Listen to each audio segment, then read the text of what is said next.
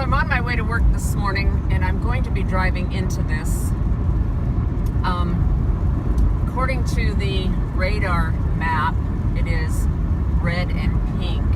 So I'm not too sure what I'm going to find when I get there. Could be a long drive this morning, longer than my normal hour, especially if there's hail in there. I haven't heard anything on the radio about there being